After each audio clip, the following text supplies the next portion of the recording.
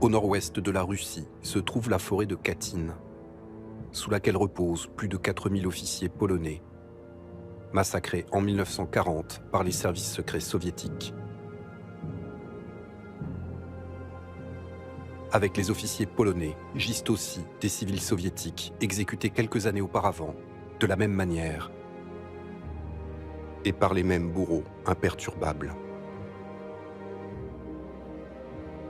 Le massacre de Katyn n'est qu'une infime portion des crimes vertigineux perpétrés dans toute l'URSS et pendant des dizaines d'années par les bourreaux de Staline.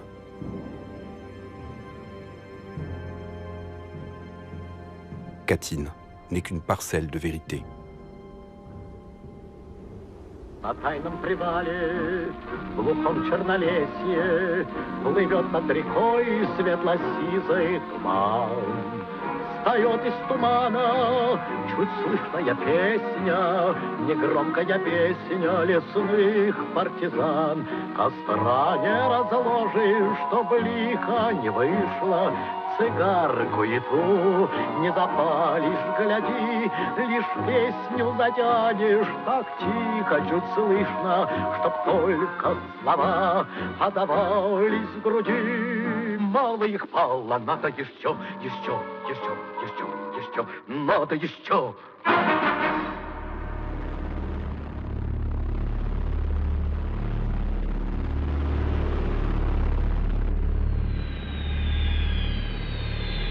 Le 1er septembre 1939, l'Allemagne nazie déclenche la guerre éclair et envahit la Pologne.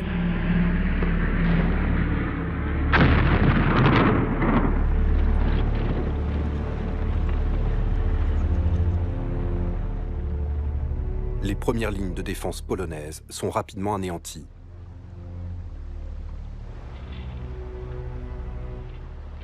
Et au bout d'une semaine de combat, Varsovie se retrouve en état de siège, régulièrement bombardée par les avions et les canons allemands. Au beau milieu de ce chaos, quelque part à l'est de Varsovie, le capitaine Józef Czapski erre avec les restes de son escadron. Czapski est un officier de réserve. Dans la vie civile, il est artiste-peintre. Nous étions à bout de force, mais déterminés à résister aux nazis, se souvient Czapski. On essayait de regrouper nos hommes, sans soupçonner que nous allions bientôt être victimes de l'une des plus grandes perfidies du XXe siècle. Quelques semaines plus tôt, Staline et Hitler ont conclu un pacte de non-agression qui a médusé le monde entier. Mais ce que tout le monde ignore, c'est que les deux dictateurs se sont aussi secrètement entendus pour se partager la Pologne. Et que Staline entend maintenant prendre sa part du gâteau.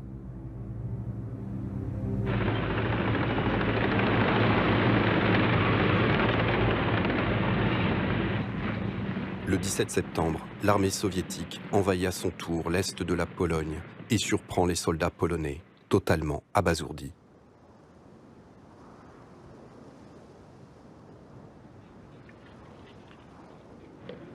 Pris au piège, 230 000 soldats et officiers polonais sont ainsi capturés et désarmés par les soviétiques. Le capitaine Józef Czapski est lui aussi capturé et rejoint une colonne de prisonniers.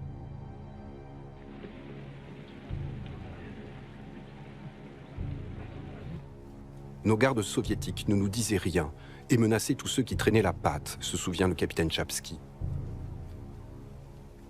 Nous avons continué vers l'est, en direction de la frontière soviétique.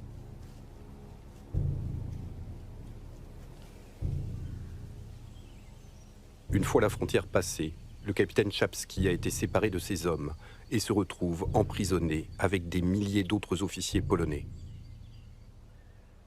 Cette prison est l'ancien monastère de Starobielsk, près de la petite ville soviétique du même nom, à l'est de l'Ukraine.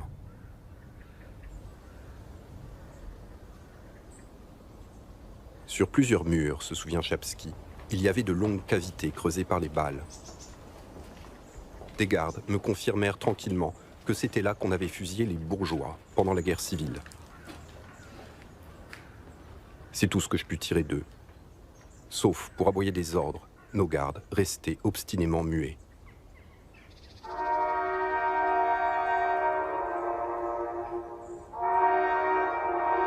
À Starobielsk, se souvient Chapsky, il y avait des haut-parleurs qui fonctionnaient sans interruption et diffusaient à plein volume du Chopin et du Moussorgsky. À la longue, ça plongeait tous les détenus dans une sorte d'état dépressif.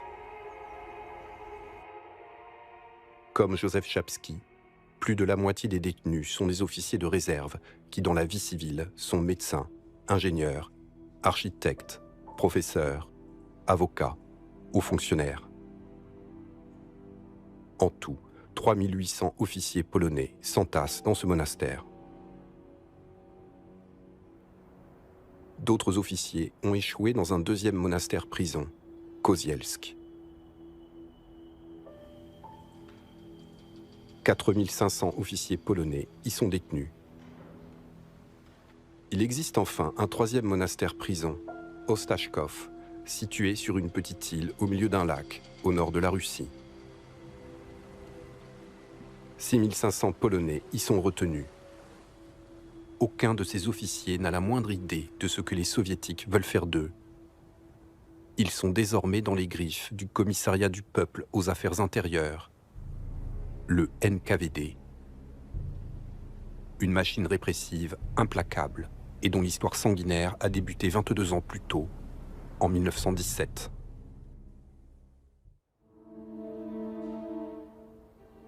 Le NKVD est le descendant de la Tchéka, la police politique créée en 1917 par les bolcheviks juste après leur prise du pouvoir. Tchéka est l'acronyme de Commission extraordinaire pour la répression de la contre-révolution et du sabotage. Elle ne comprend à sa création que 600 militants bolcheviques très endurcis. En pleine guerre civile, alors que les Blancs viennent de reprendre la ville de Kiev aux bolcheviks, ils révèlent au grand jour les méthodes pour le moins expéditives de la Tchéka.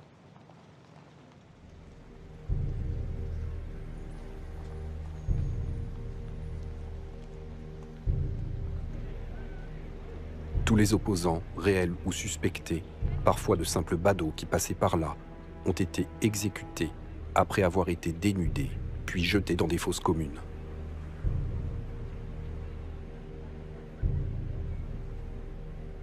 Il s'agit pour les tchéquistes d'accélérer la disparition de l'ancien monde, dont le parti dit qu'elle est de toute façon inéluctable. Mais cette activité doit demeurer secrète. Les moyens pour parvenir à la dictature du prolétariat, en effet, ne regardent personne. Et sans les hasards de la guerre civile, jamais ces fosses n'auraient été découvertes. À partir de 1922, la Tchéka prend le nom de GPU. Le GPU attire tous les opportunistes qui n'ont pas peur de se salir les mains, ou tout simplement aiment ça. Comme un certain Lavrenti Beria. Né en Géorgie dans une famille extrêmement pauvre, Beria est un talent précoce. Âgé de 18 ans au déclenchement de la Révolution, il a pris l'initiative d'infiltrer les élites géorgiennes en se faisant passer pour un militant anti-bolchevique. Puis, il a livré à la Tchéka les noms de tous les notables à exécuter. Le jeune manipulateur a été aussitôt recruté par la Tchéka géorgienne, dans laquelle il gravit les échelons à la vitesse de l'éclair. Ce travailleur infatigable est nommé en 1927 à la tête du GPU de toute la Géorgie. Désormais maître absolu en son royaume de Tbilissi, Beria reste dévoré d'ambition. Et il a pris soin de placer ses pions jusqu'au Kremlin, où il est chaperonné par un membre du Politburo, Anastase Mikoyan, lui-même fidèle complice d'un autre Géorgien qui vient justement d'écarter tous ses concurrents au pouvoir, Joseph Staline.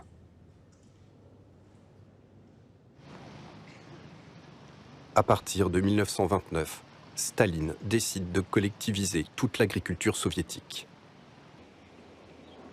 Cette opération titanesque va se traduire par l'exécution sommaire de 30 000 paysans. La déportation de centaines de milliers d'autres au goulag.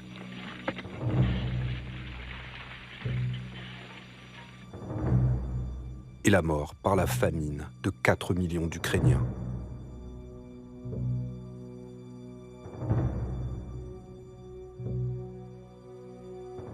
Crime abominable que les tchéquistes parviendront à garder secret.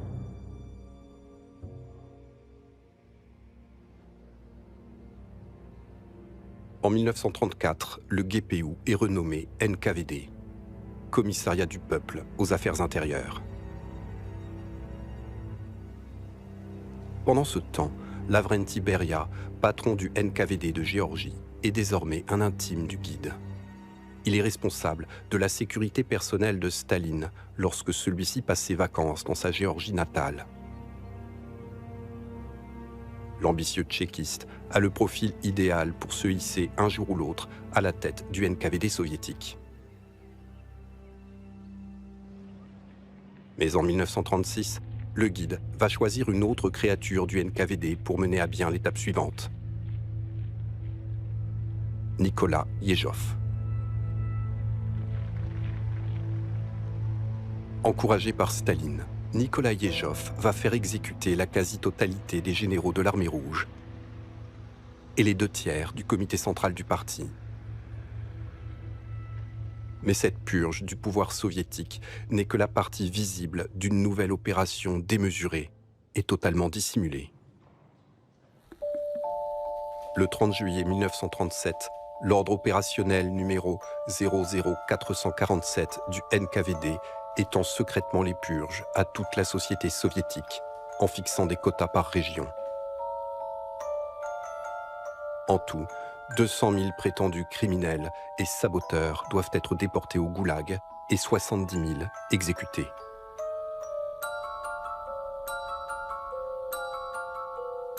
Mais les responsables régionaux du NKVD vont rivaliser d'ardeur pour dépasser les quotas et envoient au Kremlin des centaines de propositions supplémentaires de déportation et d'exécution.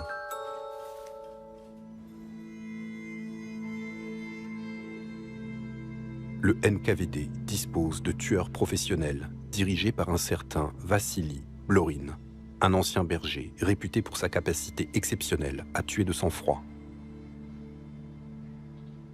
Blorin a été nommé par Staline commandant permanent des exécutions.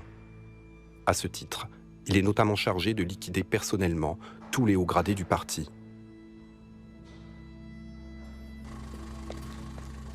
Les exécutions ont souvent lieu la nuit, dans une cellule insonorisée. La victime est tenue par 2 agents du NKVD, pendant qu'un 3e lui tire une balle dans la nuque.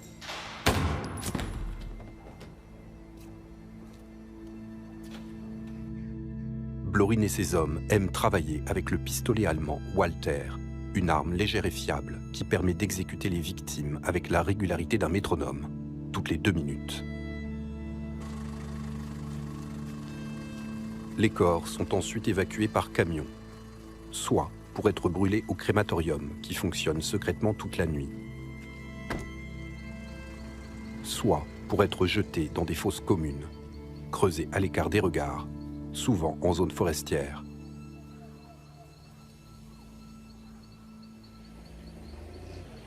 Les fosses sont ensuite refermées au bulldozer. Puis, le NKVD replante immédiatement de jeunes arbres, souvent des sapins car ils poussent vite. En peu de temps, toute trace aura disparu.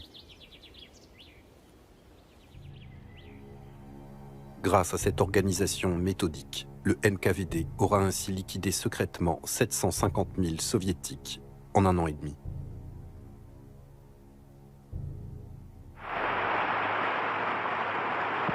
Nicolas Yezhov fait maintenant l'objet d'un véritable culte de la personnalité. Mais ça ne va pas durer. Staline va bientôt l'accuser d'avoir laissé des traîtres s'infiltrer au NKVD. Yezhov va alors entreprendre de purger le NKVD. Dans un cirque autodestructeur, des milliers de tchéquistes sont condamnés à mort après avoir avoué des crimes imaginaires sous la torture. Et les plus hauts gradés sont liquidés en présence de Yezhov par le tueur en chef, Vassili Blorin.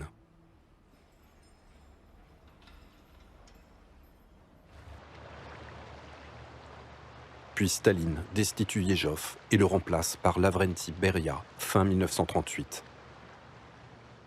Bien placé pour savoir que seuls survivent les collaborateurs utiles à Staline. Le nouveau chef du NKVD va tout faire pour se montrer indispensable. C'est ainsi que le 17 septembre 1939, au moment où l'Union soviétique commence à envahir la Pologne, Beria organise méthodiquement la soviétisation de ce nouveau territoire. Il demande à l'Armée rouge de remettre au NKVD et à des points de collecte préétablis tous les officiers polonais capturés.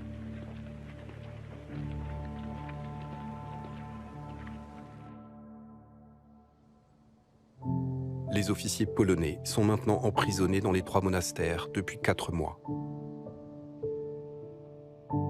Le capitaine Joseph Chapski est toujours enfermé à Starobielsk. Le NKVD, se souvient-il, organisait des colloques sur le socialisme et des cours d'instruction politique. Nous devions étudier l'histoire du parti, discuter des discours de Staline et de Molotov, qui étaient aussi diffusés par les haut-parleurs du camp. Les officiers polonais prennent ce travail de propagande pour une vaste mascarade. Aucun n'imagine qu'il s'agit d'une sélection pour décider de qui va vivre et qui va mourir.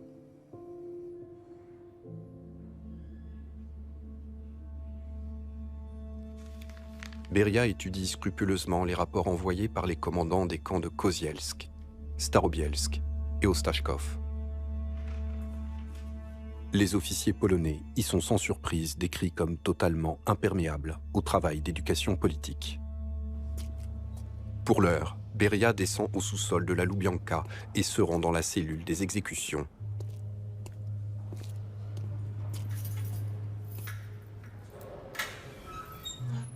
Il y retrouve son prédécesseur Nikolai Yezhov, qui a avoué ses crimes contre Staline après avoir été torturé selon l'usage. Et Vassili Blorin exécute son ancien patron, sous les yeux du nouveau. Un mois plus tard, le 5 mars 1940, la proposition de Beria, numéro 794B, au camarade Staline, scelle définitivement le destin des officiers polonais. Ce sont tous des ennemis jurés du pouvoir soviétique et ils sont remplis de haine contre le système soviétique. Il convient, conclut-il, de leur appliquer à tous le châtiment suprême, exécution par fusillade. Et pour mener à bien la mission le plus facilement possible, les Polonais devront croire jusqu'à la dernière minute qu'ils sont sur le point d'être libérés. À partir du 5 avril 1940, les détenus du camp d'Ostachkov sont progressivement évacués par train cellulaire jusqu'à la prison du NKVD de Kalinin, où ils sont attendus par Vassili Blorin et ses hommes. Comme en témoignera, bien des années plus tard, l'officier du NKVD qui dirigeait la prison, Dimitri Tokarev. Причем на меня произвело жуткое впечатление, когда первый раз зашли ко мне в кабинет Блохин, Синегубов и Кривенко. Ну, пойдемте, начнем. Пойдем, товарищ. Отказаться было трудно. А потом из нее, из этой камеры, был выход во двор.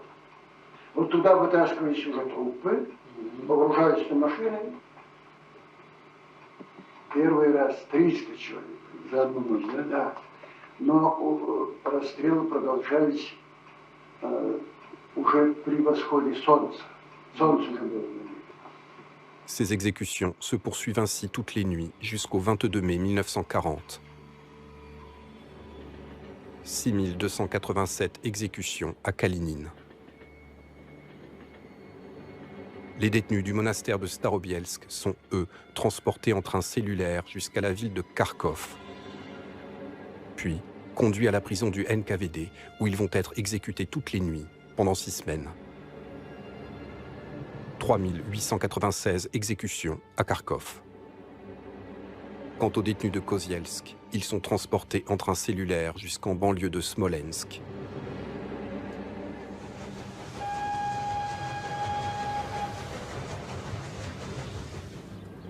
Puis par camion jusqu'à la forêt de Katyn, comme l'a reconstitué le réalisateur Andrei Vaida, dont le père a été assassiné à Katyn.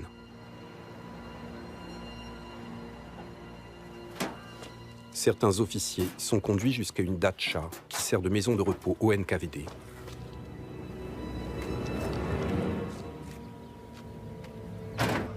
Рожденного 2 апреля 1800. Забрать!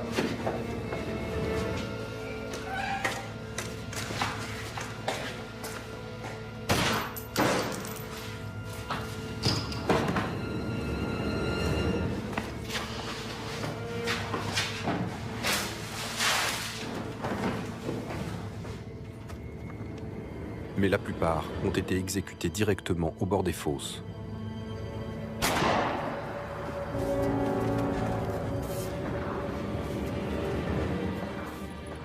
Contrairement aux autres exécutions, et pour une raison inexpliquée, les mises à mort de Katyn ont ainsi eu lieu en plein air et en plein jour.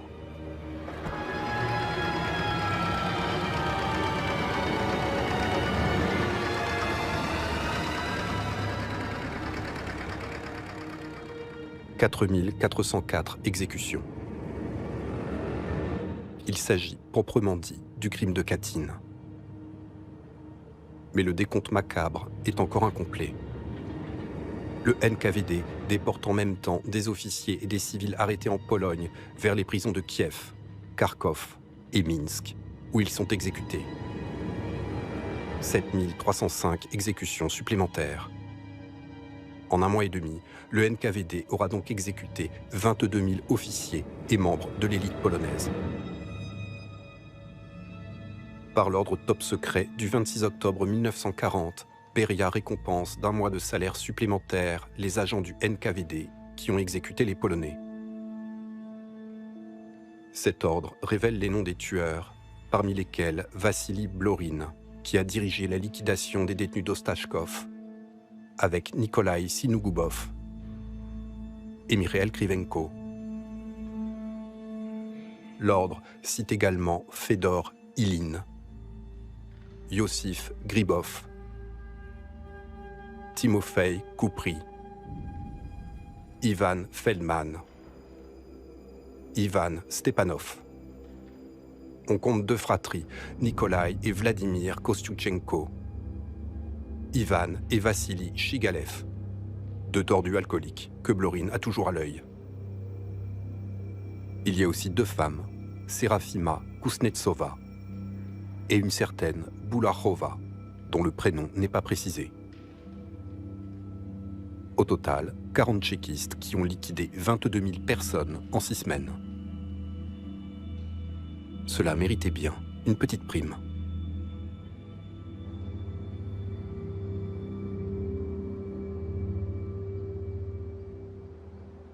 Mais l'opération du NKVD ne s'est pas arrêtée là. Il s'agit d'effacer toutes les traces.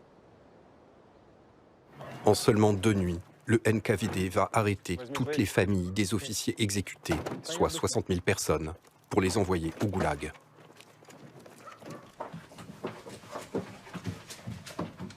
Почему девочка плачет? Не плачь, ты что, к папе не хочешь? Ну пойдемте, пойдемте, быстрее, пойдемте. Не волнуйтесь, так же к мужу едете.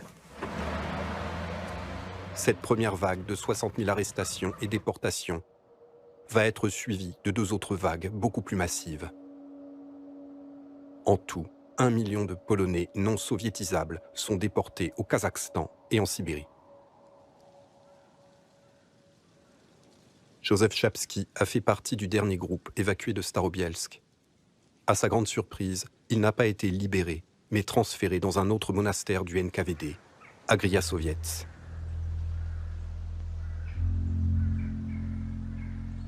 Il y retrouve 395 officiers provenant des 3 monastères, seuls survivants d'un massacre de masse dont il ne soupçonne même pas l'existence.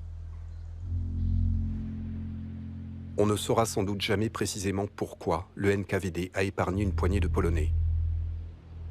On peut simplement supposer que les tchéquistes ont jugé que ces hommes pourraient leur être utiles, un jour ou l'autre.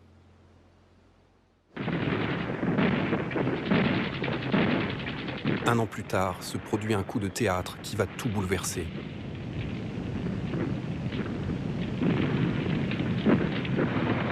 Hitler a déchiré le pacte avec Staline et envahi l'Union soviétique, dont les premières lignes de défense sont balayées.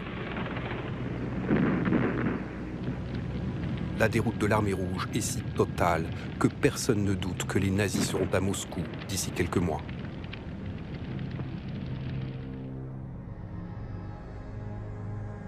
Le Premier ministre Winston Churchill, dont le pays luttait jusqu'à présent seul contre Hitler, propose immédiatement de fournir toute l'aide possible à l'Union soviétique. Churchill a décidé de mettre un mouchoir sur son anticommunisme viscéral et propose une alliance à Staline, que le dictateur soviétique aux abois accepte bien volontiers.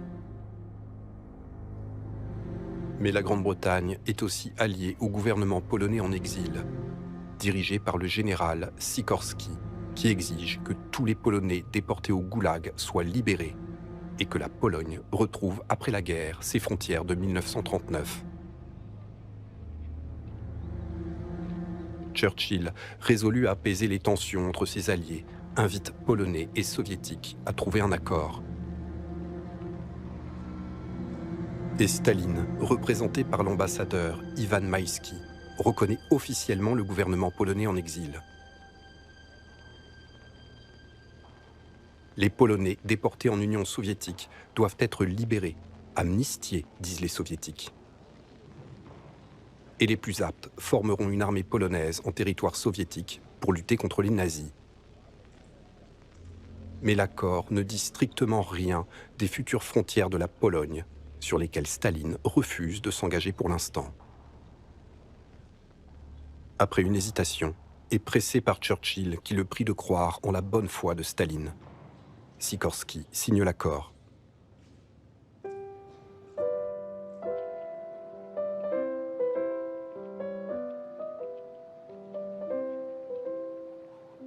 Les déportés polonais commencent à sortir du goulag et sont rassemblés dans le camp de Tolstoï, aux confins de l'Oural.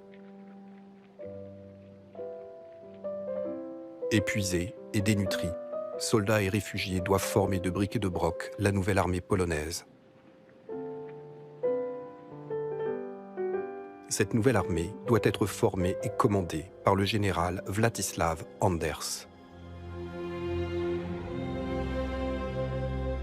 Il ne faut pas bien longtemps à Anders pour comprendre qu'il lui manque plusieurs milliers d'officiers. Libéré, Józef Czapski retrouve le général Anders au camp de Tolstoï et lui raconte ce qu'il sait de l'évacuation du monastère de Starobielsk. Et le mystère s'épaissit. Peut-être ont-ils été livrés aux Allemands. Anders alerte Sikorski à Londres, lequel se fait confirmer par la Croix-Rouge internationale que les officiers manquants ne se trouvent dans aucun camp de prisonniers allemands. Anders en conclut que ces hommes se trouvent toujours quelque part en Union soviétique et réclame des explications au Kremlin, lequel répond par la voix de Molotov, l'un des 6 signataires de l'ordre de liquidation des officiers, que tous les prisonniers ont été libérés comme convenu. Point final.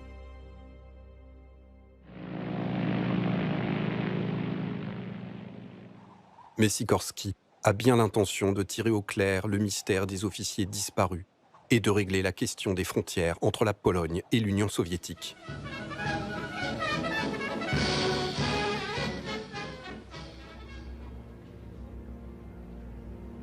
Rejoint par Anders, Sikorski est accueilli au Kremlin par un Staline d'humeur joviale.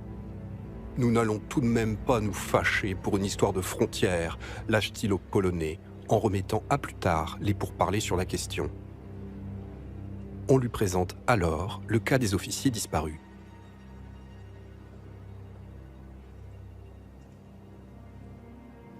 Staline dit tout ignorer de cette histoire, mais promet de demander à Beria de faire le nécessaire pour les retrouver.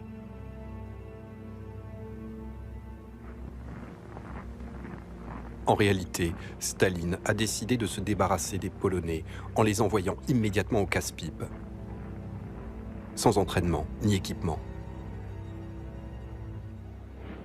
Anders refuse catégoriquement. Excédé d'être mené en bateau sur la question des officiers disparus, il décide d'évacuer son armée en Iran pour se mettre à disposition des troupes britanniques sur place. Le général Anders confie alors à Joseph Chapsky qu'il est convaincu que les officiers disparus ont été exécutés par le NKVD. Ce que Chapsky refuse obstinément de croire. Entre-temps, les États-Unis sont à leur tour entrés en guerre contre l'Allemagne nazie.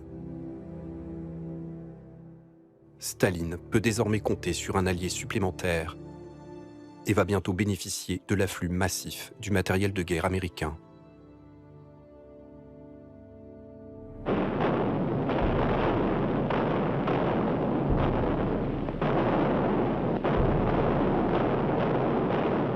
En février 1943, l'armée rouge remporte une victoire décisive à Stalingrad.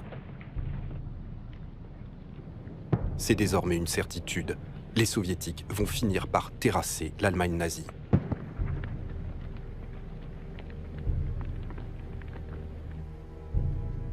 Les Américains, saisis d'une véritable soviétomania, ont affectueusement surnommé Staline « Oncle Joe », tandis que chez les Britanniques, il est désormais presque aussi populaire que Churchill. Condamnés à un effondrement inéluctable, les chefs nazis se raccrochent à l'espoir chimérique de conclure une paix séparée avec les anglo-saxons. Et pourquoi pas d'obtenir, au nom de l'anti-bolchevisme, leur soutien militaire pour repousser les soviétiques. Et il s'avère que les troupes nazies qui occupent la région de Smolensk viennent de faire une trouvaille sensationnelle qui, présume Goebbels, va prouver aux Anglais et aux Américains que le vrai danger est le judéo-bolchevisme et son maître, Staline. C'est ainsi que le 13 avril 1943, Goebbels révèle au monde entier que l'armée allemande vient de découvrir dans la forêt de Katyn les cadavres des officiers polonais disparus, liquidés par le NKVD. Un odieux crime judéo-bolchevique, précise Goebbels, qui dévoile les noms des premiers officiers identifiés et la période d'exécution, avril 1940. 2 jours plus tard, Moscou dénonce un mensonge germano-fasciste et affirme que ces officiers ont été exécutés par les nazis en juillet 1941.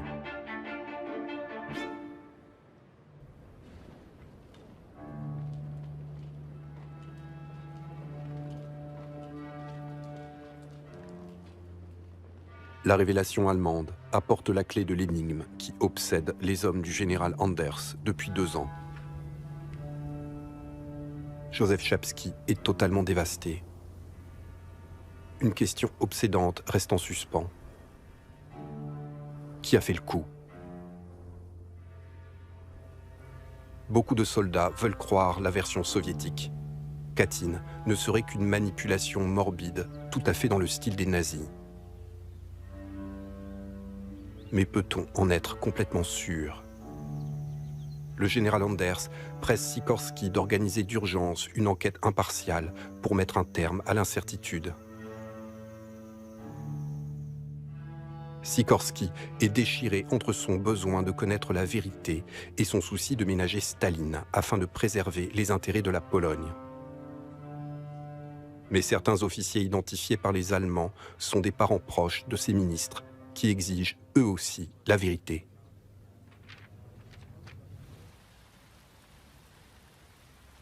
Sikorsky est instamment convié par Churchill au 10 Downing Street.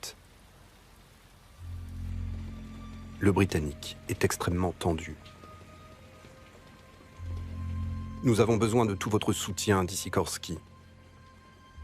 Vous savez que je suis de tout cœur avec la Pologne, répond Churchill. Il n'est pas impossible qu'il s'agisse d'un crime soviétique, poursuit Churchill. Mais il s'agit surtout d'un piège de Goebbels pour nous brouiller avec Staline. Un luxe que nous n'avons pas.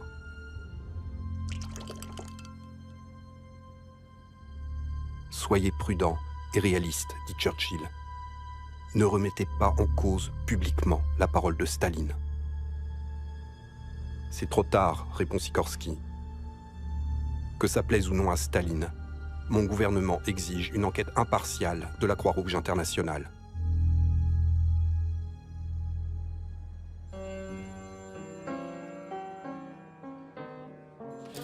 La requête polonaise fait l'effet d'une véritable trahison auprès des anglo-saxons. Au nom de quoi ces fichus polonais osent douter de la bonne foi de Staline et prendre part à cette machination de Goebbels? Loin d'être embarrassé par la révélation de Katyn, Staline saute sur l'occasion pour se débarrasser du gouvernement polonais. Et l'Union soviétique annonce la rupture de ses relations diplomatiques avec le gouvernement de Sikorski, collaborateur d'Hitler, dit Molotov. Roosevelt et Churchill, terrifiés à l'idée que Staline quitte la Grande Alliance, ne peuvent plus soutenir Sikorski. Il va falloir régler la question des frontières polonaises sans déplaire à Staline.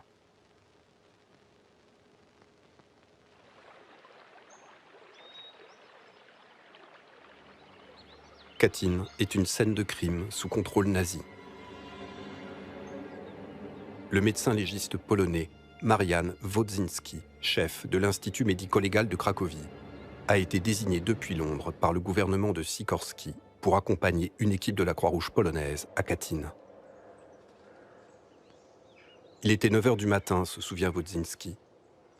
Malgré le froid, l'odeur épouvantable rendait l'air irrespirable.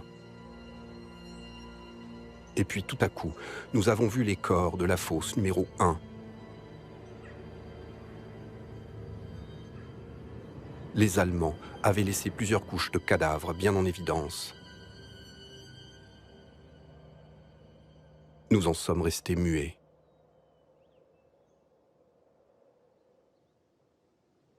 Après avoir rebroussé chemin, nous nous sommes assis en silence toute la matinée, le temps de reprendre nos esprits. Le seul moyen de découvrir l'auteur du crime, se dit Wodzinski, est de déterminer la date des exécutions. L'équipe polonaise se met alors au travail.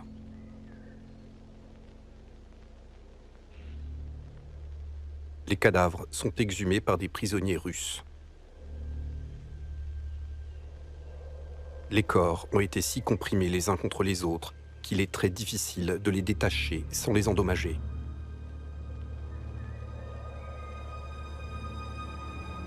Ceux des couches supérieures sont littéralement fondus en un seul bloc graisseux, ce qui indique que les corps n'ont jamais été déplacés depuis leur enfouissement.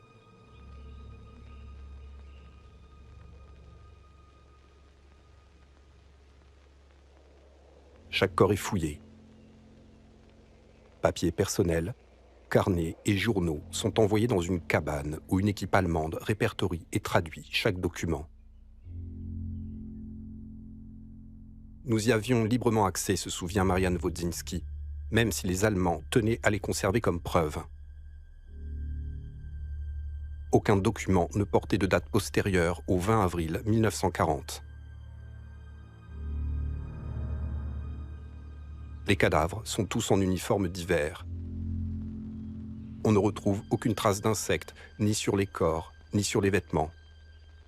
L'exécution a donc eu lieu pendant la saison froide, et non pendant l'été 1941, comme le prétendent les soviétiques. Il apparaît aussi très vite que toutes les victimes ont été exécutées avec des munitions de calibre 7,65 de fabrication allemande et utilisées exclusivement par les pistolets allemands de la marque Walter. Cette découverte, se souvient le docteur Wodzinski, a littéralement stupéfié les Allemands, qui ne comprenaient pas comment une telle chose pouvait être possible.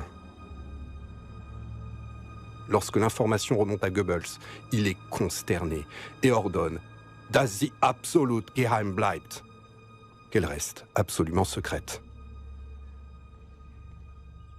Mais comme ce fait est impossible à dissimuler, la Wehrmacht se couvre en révélant que l'Allemagne a vendu un grand nombre de pistolets Walther à l'Union soviétique dans les années 1930.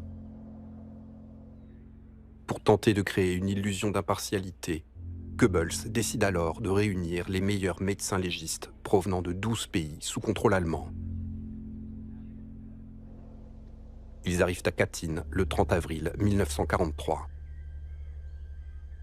Le professeur Orsos de Budapest interroge en russe des témoins habitant les alentours, sélectionnés par les nazis,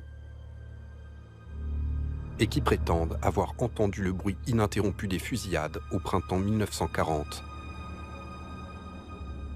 Certains disent aussi avoir vu les officiers polonais descendre de trains cellulaires à la petite gare de Gnieznowo et être emmenés par le NKVD en direction de Katyn. Et selon les témoins, le site est aussi un lieu habituel d'exécution de la Tchéka depuis 1918. Même s'il donne l'impression de réciter une leçon, cette dernière affirmation est confirmée par les fosses numéro 8 à numéro 11, qui contiennent les restes plus anciens de civils abattus d'une balle dans la tête.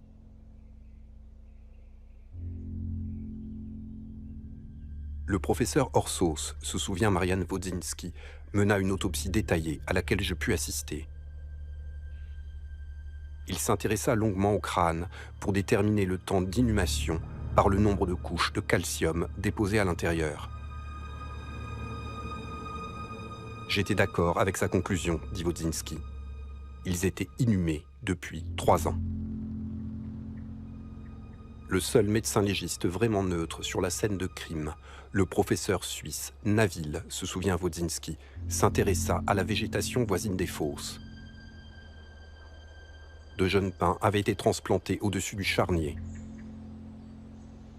Une coupe transversale révéla qu'ils avaient été transplantés 3 ans plus tôt, au cours de l'année 1940. Marian Wodzinski et tous les médecins légistes présents n'ont aucun doute quant à la période du crime, tant les preuves sont nombreuses et concordantes. Avril 1940. Il ne peut donc s'agir que d'un crime soviétique. 70% des 4404 corps ont été identifiés et numérotés avant d'être à nouveau inhumés. Tous les morts proviennent exclusivement du monastère de Kozielsk. Le sort des disparus d'Ostachkov et de Starobielsk reste un mystère complet. Le 7 juin 1943, le travail de Marian Wodzinski et de la Croix-Rouge polonaise doit s'interrompre définitivement. Les nazis sont en train de perdre Smolensk, et ce n'est plus qu'une question de semaines avant que Katyn ne repasse sous contrôle soviétique. Wodzinski a transmis toutes ses conclusions à la résistance polonaise, qui les a fait remonter jusqu'à Londres.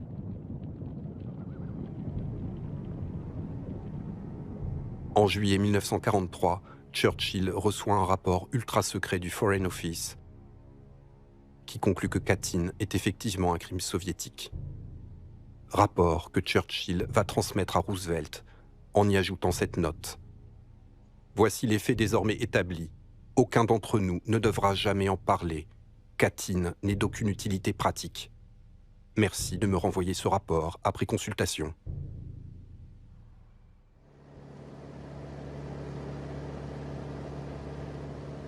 On the way to Tehran, Stalin, Roosevelt and Churchill, plus their staffs, all came by air. The Soviets' great leader leaving his country for the first time for over 30 years.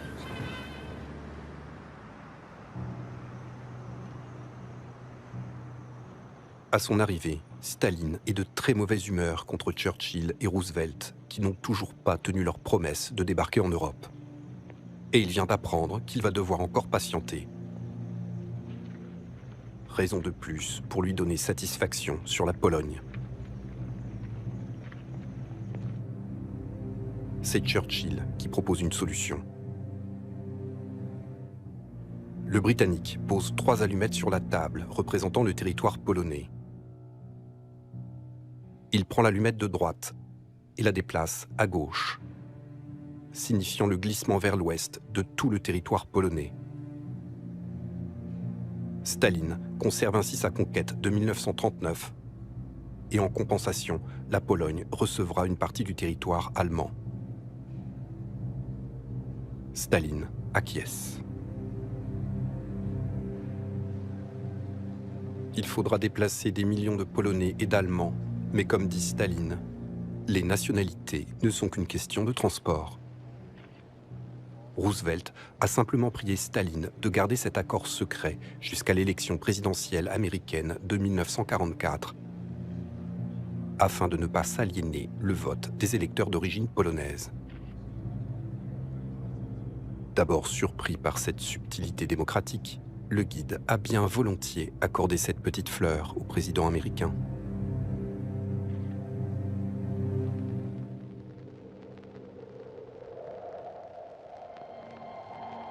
В январе 1944 года советское правительство вернулось к трагедии в Катынском лесу под Смоленском.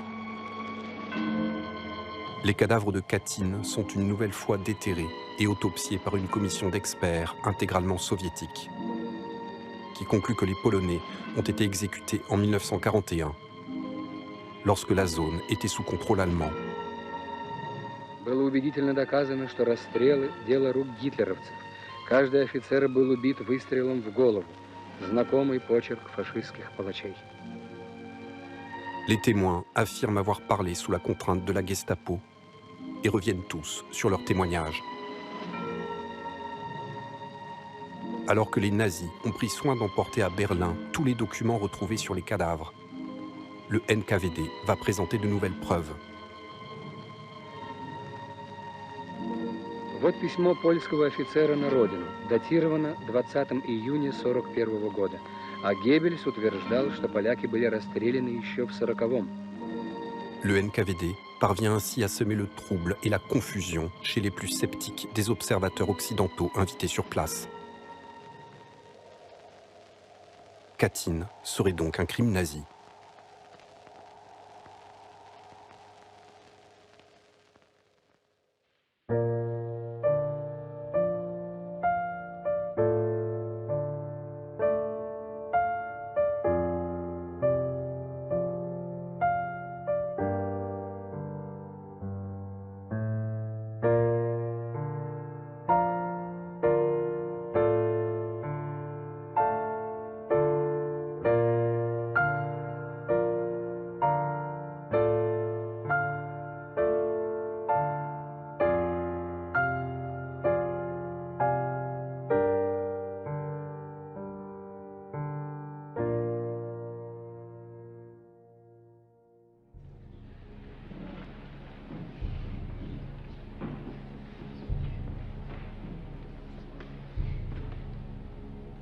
Au cours du procès de Nuremberg, le procureur soviétique tient absolument à imputer le massacre de Katyn aux nazis, afin d'obtenir la reconnaissance internationale de la version soviétique des faits.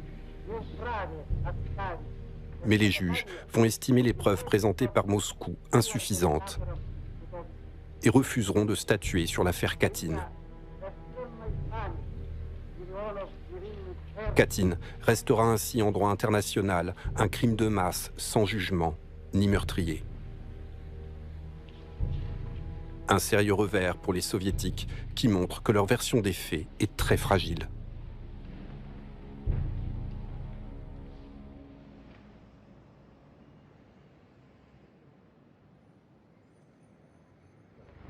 Mr. Chapsky, do you object to being photographed? No. No objections to being photographed. En plein macartisme, la Chambre des représentants a constitué une commission d'enquête qui rouvre le dossier Katyn.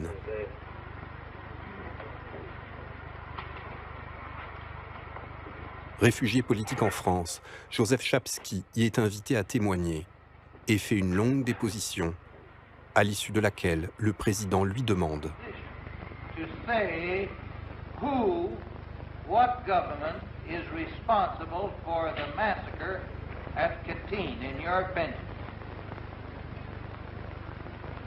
Po pierwsze, nie mam żadnej wątpliwości, że zamordowani ci ludzie zostali przez Sowiety. I want to thank you for your testimony. Drugi punkt, muszę powiedzieć. Drugi punkt, że zapominamy, że Rosja sowiecka jest państwem najbardziej scentralizowanym jako rozkazodawstwo. Dlatego odpowiedzialny za morderstwo nie jest jakiś tam sadysta, NKWD-dysta, ale odpowiedzialny jest Beria i Stalin. I want to thank you for testifying here today. La commission d'enquête conclura à la culpabilité de l'État soviétique. But we'll proceed with the next witness. Conclusion qui restera sans preuve. La Maison-Blanche et la CIA vont refuser de dévoiler les informations classifiées. En pleine guerre froide, ni Washington ni Londres n'ont envie de provoquer inutilement Staline à propos de Katyn.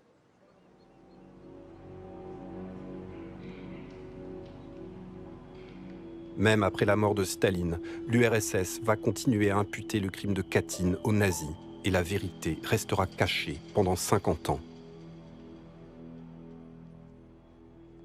Il faut attendre le 13 avril 1990 pour que le pouvoir soviétique, au bord de l'effondrement, reconnaisse enfin le crime.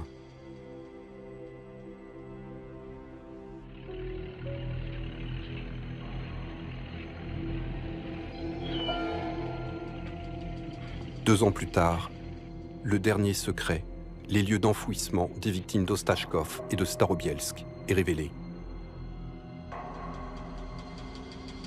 Ceux d'Ostachkov avaient été enterrés dans le charnier de Mednoï, en Russie. Et ceux de Starobielsk, dans le charnier de Piatiradki, en Ukraine. Juste à côté d'une zone de loisirs pour le personnel du KGB et leurs enfants.